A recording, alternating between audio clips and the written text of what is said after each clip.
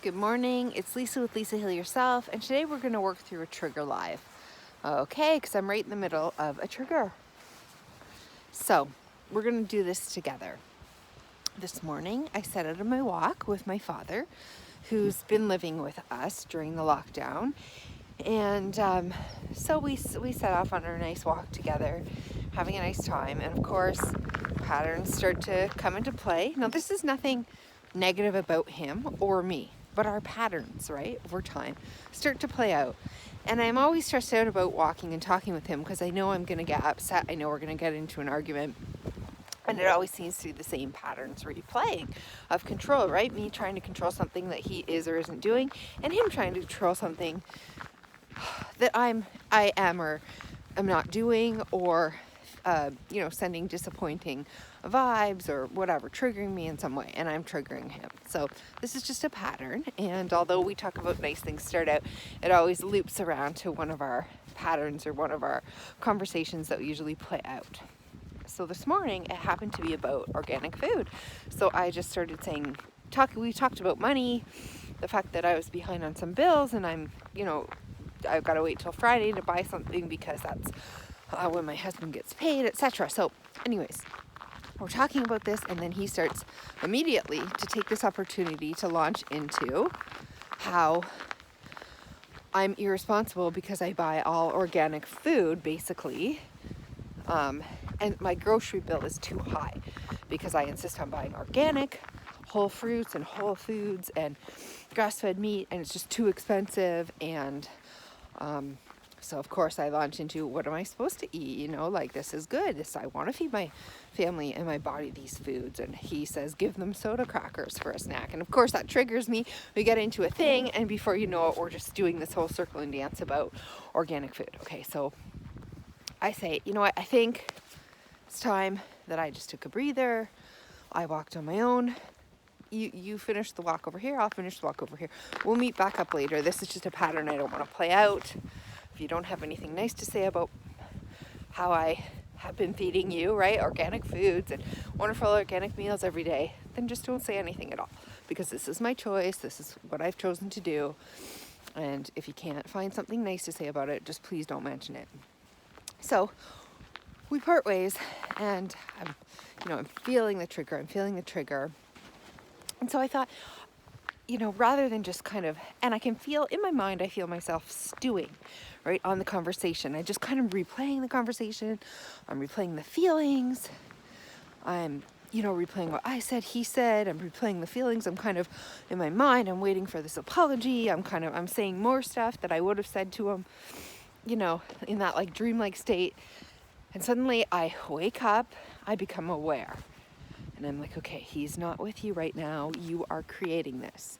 You're creating this feeling in your body, this conversation in your mind, these thoughts, and you are not having the conversation anymore. So I'm continuing the conversation, and the feelings, right, are there. They're all in my body, and it's not happening. This is what we do all the time. So I thought to myself, okay, I'm going to work through this online so that people can see that raising your vibration, like what I'm saying, and letting go, doesn't happen all in one fell swoop. And you don't just let go. You let go until the next trigger, and then you have to re-let go, right? You have to re-raise your vibration with every trigger you get in. So the first thing I have to do is become aware. This is a pattern. This is a story. This is not about organic food, okay? So as soon as you wake up to the fact that this is not literally about organic food, this is about me feeling like a failure, me wanting my dad's approval, me feeling sad that I've lost my mom. This is about grief, that he's different, I'm different, we're different together because my mom's no longer here.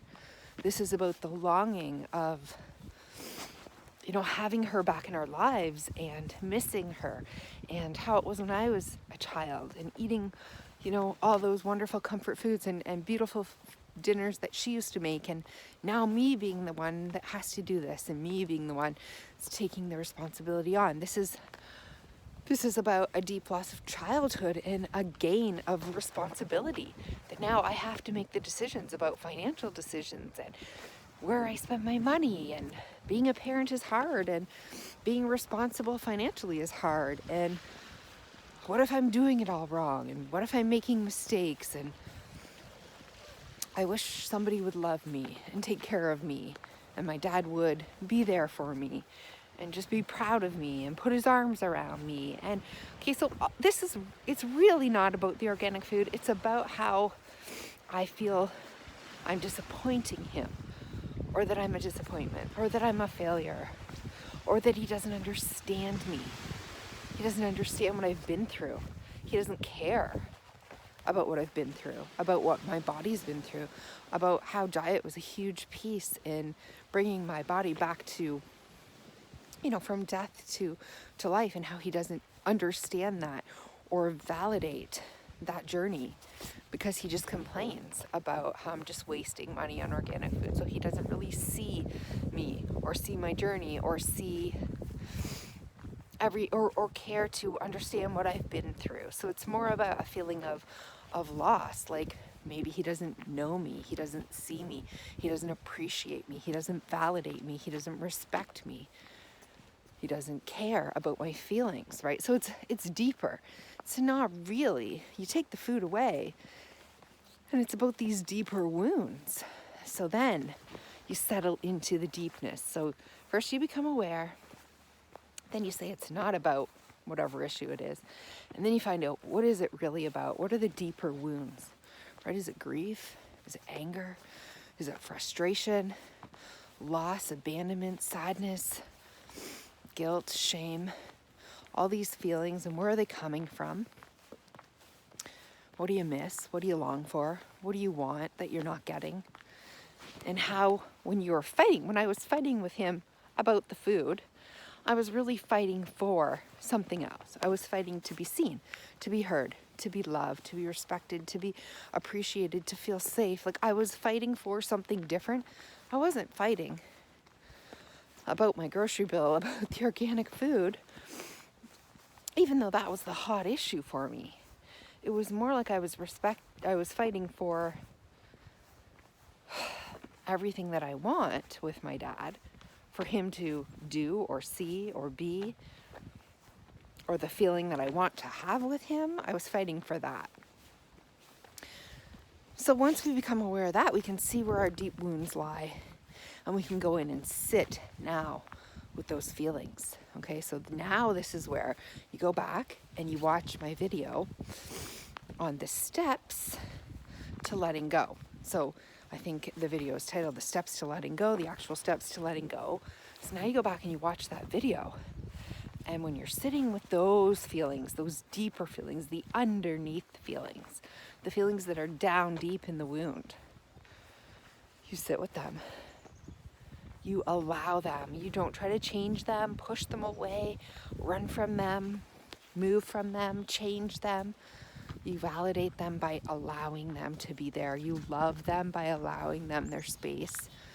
And you sit with it for as long as it takes for them to shift, as long as it takes for you to come through that emotion, that feeling. You notice where it is in your body, right? The tightness you might have in your stomach, or the tension that you have in your neck, or wherever you're feeling it. And then you just allow yourself to feel it in that spot until the charge passes. The charge will ultimately pass. The feeling will ultimately pass. And when it does, another feeling will take its place. And we're just trying to go up the rung a bit. We want to go, from apathy maybe to anger, and then from anger to grief, and from grief to, right? Because all of these are actually moving up. Even though they're negative emotions, they're higher than the one below it. So then we will finally get to neutrality. And we can stop at neutrality if we wish, or if there's anything that we can get above neutrality, any kind of gratitude or joy or love that we can feel. Can we do something once we're at neutrality to move into a higher state? You know, can you play with your dog? Can you kiss your dog? Can you go give your kids or your husband a hug? Can you watch something uplifting or read something uplifting? Or even go back now after this walk, I can go back to my dad and give him a hug because I'm no longer holding that frustration at him anymore. I'm just holding more neutral energy to him. And also, like, I realize all I want is his love, so therefore I can give it to him. Or I don't have to do that, right? I can go walk in and give my children a hug or whatever it is. But we're trying to get to a higher vibration and then hold to the higher vibration. So it's about knowing this deep, low vibration that you're in. And if you stay there, then the next trigger that comes to you or the next thing, you're already at that vibration, right? So it's just going to keep you in these low vibrations. So you have to stay with them until they transfer to neutrality, or you can get to a higher vibration. And then you must start to push that snowball, build that snowball, right? In the right direction. Because if I was just to bury that fight with my dad, just put it aside, be annoyed, just keep walking with him, keep getting frustrated the whole way home, and then part ways, whatever, continue on my day. You know, with my kids now, homeschooling them, when they did something, my frustration is already there, vibrating at anger and frustration. So when they do something, I'm going to quickly lash out at them, right? And then my husband's going to have not put the dishes away or done something, and I'm already going to be at that vibration. So everything is tripping the same vibration. It's just going to keep coming back to me because I'm already there, right? I'm already there, and I'm containing it. I'm holding it in. It hasn't been released. It hasn't been felt. We haven't transformed through it. So this is how you carry on in your day, and the next thing and the next thing and the next thing, and it just keeps tripping the same vibration over and over, and maybe even going to worse vibrations and getting worse throughout the day. So you have to stay with that, because that anger, that frustration, that grief or sadness or whatever it is underneath it, that's the deeper, keep going when you're in your meditative awareness practice session where you're trying to let go. Really stay with it until it does let go before you move through your day to your next thing and go spend some time with your kids or your husband or whatever, because when they trigger you, will already be at neutrality or higher, and you won't spin so fast, right? You won't go down the scale as far.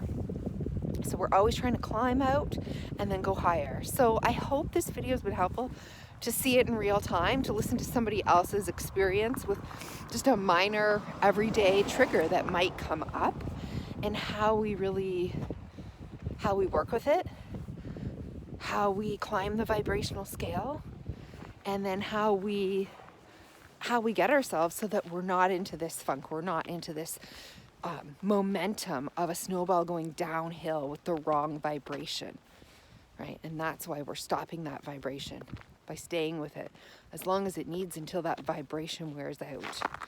Okay, think about like one of those funny telephone pole things. I'm just walking by one, so this is kind of an example. Hang on, we'll do this quickly, because a vibration could be anything. But here's an example. So here's a telephone wire. Somebody has one of these little driveway things stuck into a pole. So it's going to vibrate. Okay, so here's the trigger. Now this pole is just gonna vibrate at this. Oh, I just pulled it out. Oh, that wasn't meant to. So say it was stuck in the ground and I did that. I'm gonna put it back in here. If it was stuck in the ground and I flicked it, it would just vibrate and vibrate and vibrate until finally it would run out, okay? But we would have to stay with that vibration. If I kept hitting it, it would never stop, right? But if I don't hit it after a minute or two, that will just stop shaking and it will stop vibrating and it will go back to neutral.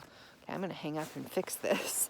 So I'm going to let you go. I'm going to fix what I broke, and then I will see you in the next video.